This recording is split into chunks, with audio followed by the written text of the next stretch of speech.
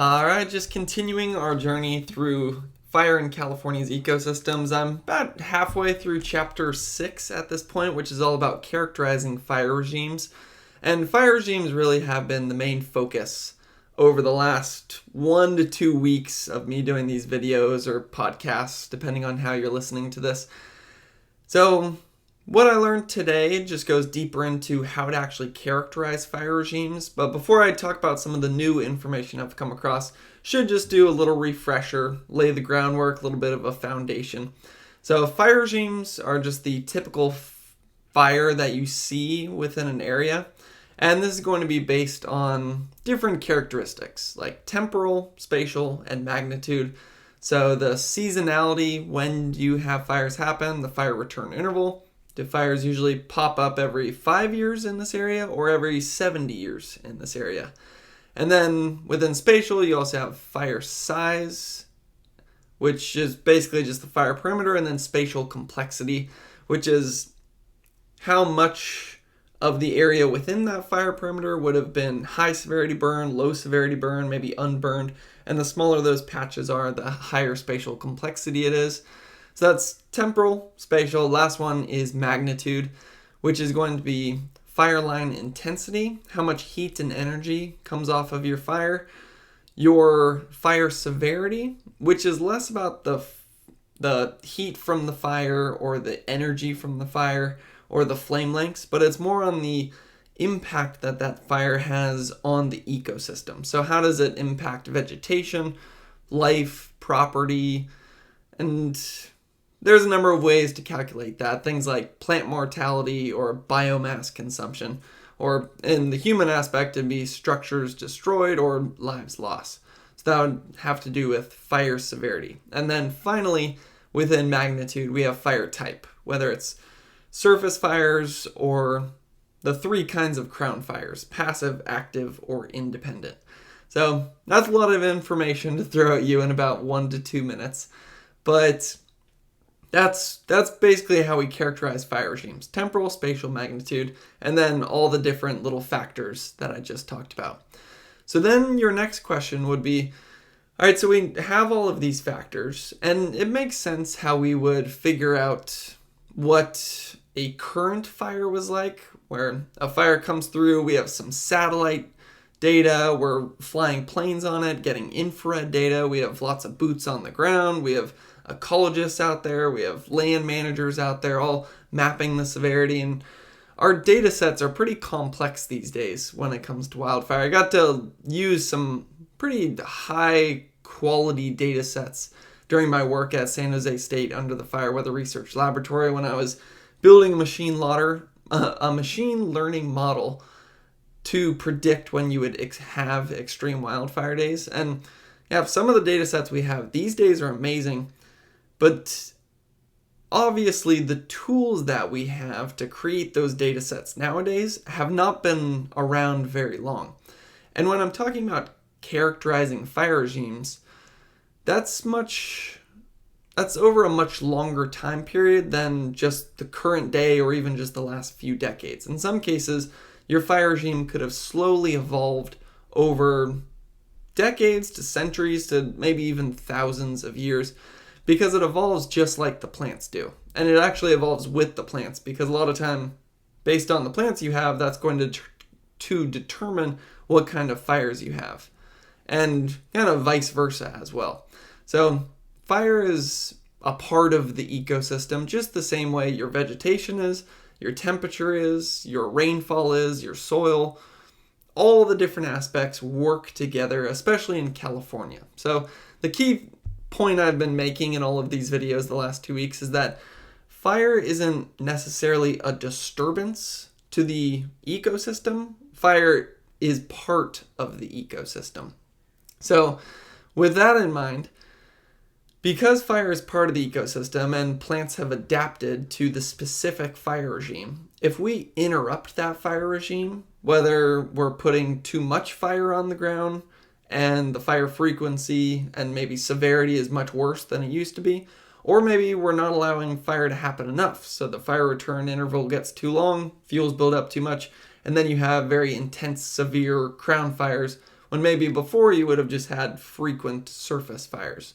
So in order to properly manage the land, we have to understand fire because it is an intricate, I think intricate's the right word, part of the California ecosystem. So then the question would be, well, how do we figure that out? It seems pretty difficult to look way back in time before we have these amazing tools like aircraft and satellite imagery and all the different stuff that we have these days. But there are some pretty interesting tools. So the last 2 days, I believe that's how long I've been going into the chapter 6. The first day we talked about, what was the first day? So the first day was sedimentary charcoal and pollen. So imagine that. I'll just briefly summarize it. You can, if you want more detail, you can watch the whole video. But imagine a fire burns through a landscape and then it rains the next year and it takes a lot of the charcoal that's now on the landscape and that's going to flow down through your rivers, your creeks, and then maybe settle down at the bottom of a lake. And you would have this little layer of charcoal. Then the next year, maybe there's no fires, you get dirt on top of that, another layer of dirt every year.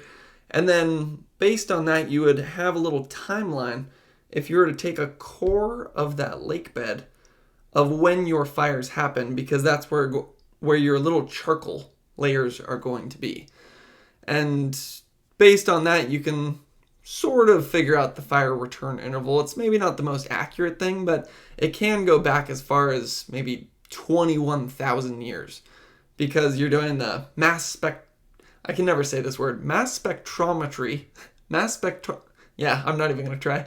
Radiocarbon dating. That's an easier way to talk about some of the science of how they figure out how old those different layers are. Now, what's going to be... And then one other cool thing about that too is they also look at the pollen within those layers. And then that tells you what kind of plant species were around. So you can actually figure out some relationships between your fire return intervals and the plants at the time, which is pretty interesting in my opinion. Now, yesterday we were talking about dendrochronology. I'm just trying all kinds of difficult words today. We can break it down. I believe dendro means something along the line of trees, and then chronology, that's like chronological order. It's talking about time. So with this, you can think of some time where you've seen a stump and you can see the tree rings on it. Like my favorite example of this is up at Henry Cowell State Park in the Santa Cruz Mountains, and they have this huge stump of a redwood tree, or I guess it's a cross section sort of, and they count all the different tree rings going back to the middle of this tree, and it is older than 2,000 years. And it's cool because they put big historical events on it. So you can see that this tree's been around for many, many human generations and all kinds of different historical events, over 2,000 years old. So with this, you can also imagine how we could use this to figure out fire frequency. Because when a fire burns through an area, as long as it doesn't completely destroy all the trees, then it's going to leave a fire scar around the tree. And then you have your tree rings, and then where you see those fire scars, you'd be able to count how many years were between those fire scars. And that pretty much gives you the fire return interval. Now in pines, this might be a few hundred years. In giant sequoias, it could be as long as 3,000 years. And then obviously, you're going to have much better data the more trees you do or you take samples of in an area. So then it's not just, it's like with any scientific study. The larger your sample pool, usually the more accurate you can say your data is. So one cool thing about that, so with sedimentary charcoal and pollen, you could connect plant species and your fire. With tree rings, it's cool because you can figure out some connection between climate and fire, because your tree rings are going to be different sizes based on maybe the temperature or how much rain you were picking up that year. So it can give you different ideas. And there are a couple of examples of that, like in the medieval warm period, you would have certain width tree rings, but then you would also see most likely an increase in fire. So an increase in those burn scars on the trees. And then during the Little Ice Age, you see a decrease in fire activity. So that's pretty interesting right there. One other thing you can do along with trees would be stand age approach. That's kind of the best way to say it. And that's basically like if you have a patch of trees that are all 90 years old, it's a pretty good indication that 90 years ago, you had a huge fire that swept through that area and cleared everything out. And then you had all these trees pop up at the same time, and now they're all that same age. And then you'd be able to see where the different patches of different aged trees are. Now, obviously, there's some limitations to that because if you're not talking about a pine forest or a giant sequoia forest or coastal redwood, some plants where they're actually accustomed to fire, where a fire comes through, their seeds sprout, and then lots of growth happens right after the fire. That's where you'll have a more uniform population, if you can put it that way. Whereas if you don't have those fire-adapted species that resprout right after a fire, then you're going to have to wait for wind to maybe deposit different seeds, and then you might have trees popping up at much different times. So it'd be much harder to see some uniform definition of when a fire replaced the previous stand in the past. The other limitation is it really only tells you when the last huge fire was, because once a huge fire clears out a stand, then kind of destroyed all your evidence from the past. One other limitation, and part of the reason I'm going back through all of this information that I've talked about in the past is because right when I finished my video yesterday, I was like, oh, I forgot to say this one. And it's maybe the biggest limitation of the stand age approach is just because an entire stand was wiped out and then you have the new population growing in, that doesn't necessarily mean that the previous stand was wiped out by fire. Now in California, that may be a safe bet, but there are other things that can take out trees. You could have maybe some crazy windstorm that knocks down a bunch of trees. You could have pests, insects, disease, maybe drought weakened a bunch of trees and then they all died at the same time. So there's a few different things there, but in California, I'd say the most common thing that's going to have those little patches of trees that get wiped out would be fire. So there's limitations and advantages to all of these different approaches that I'm talking about.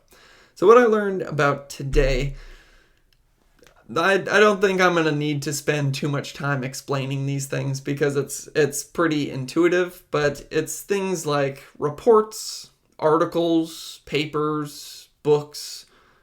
That's going to be more of maybe the scientific approach, and a lot of the information we have about fire in the past, be more maybe in the last 100 to 200 years, would be coming from, interestingly, the timber industry, because they'd be doing lots of different research projects on the forest structure or the trees in the area, and then they would also be kind of documenting the forests. And fire is a big part of the forest, so that's where a lot of our information comes to try to figure out what the fire regime was like in the past. Now, interestingly, the timber industry was, I believe, a fan of prescribed burning because they viewed it as a good way to clear out all of the undergrowth to protect the trees that they wanted to log later. Just an interesting thing where you would think that the people who are trying to cut down the trees would be, in fact, bad for the trees, but in a weird way, the interests almost aligned. Because the trees don't want, or I guess it depends on the forest, but a lot of the bigger trees don't want all of this fuel accumulating. Because when all the fuel accumulates, then when a fire finally does come through, it's so extreme it destroys all of the trees. That's what the timber industry was afraid of. But yeah, the trees like those frequent surface fires. But then obviously the timber industry didn't really win that fight there because the overall kind of consensus or mindset over the last maybe 100 years has been fire suppression, which is good in terms of protecting life and property, because it is the safest thing just to put out every fire as fast as you possibly can, but then it has its downsides because then the fuels that would have cleared out continue to grow, and then you end up just kicking the can down the road and you end up having a much bigger fire in the future on the days where conditions are so hot, dry, and windy that you can't suppress the fire. So you're almost kicking the can down the road for a more extreme fire in the future. But, I mean, maybe people actually prefer that, even though it's going to be more dangerous and a greater threat to life and property far down the line than perhaps more frequent low severity fires today. So I'm more in the camp that says we should be putting as much fire on the ground today to clear out the fuels, because in the future it's just going to be getting hotter and drier. And with more fuels, that alone is going to lead to more intense fires. So it'd be better to clear out as much fuel as we possibly can today. Now, with that being said, how you do that really depends on your fire regime. So that's, again, bringing back to why I've been talking so much about fire regimes over the last couple weeks, because you don't want to be putting fire on the ground in an area that's every 5 years in an area that's supposed to have fire every 70 years, because the plants aren't adapted to that. You'd end up destroying the ecosystem. Same is true in the opposite direction. If an area is used to fire every 5 years, then you don't want to suppress fire so much that you just have one fire every 70 years. That's also not in tune with that environment, and it's going to end up destroying that ecosystem. So nature almost always has a way of balancing itself out.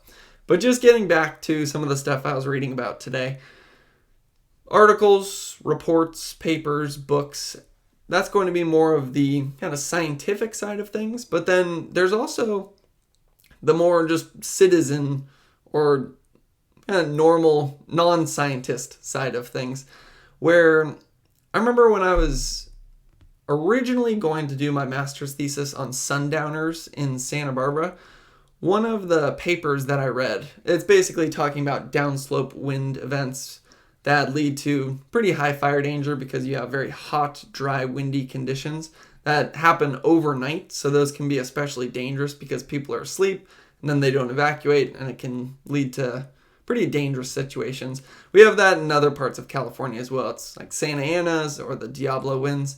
Santa Barbara, it's called sundowners. And I remember in one of the papers that I was reading, one of the sources that they used in the past was actually some guy's journal. I forget the exact paper or where I read this, but it was just an excerpt from some guy's journal where he talked about maybe in the late 1800s or early 1900s, where he was in Santa Barbara. It was 65 degrees.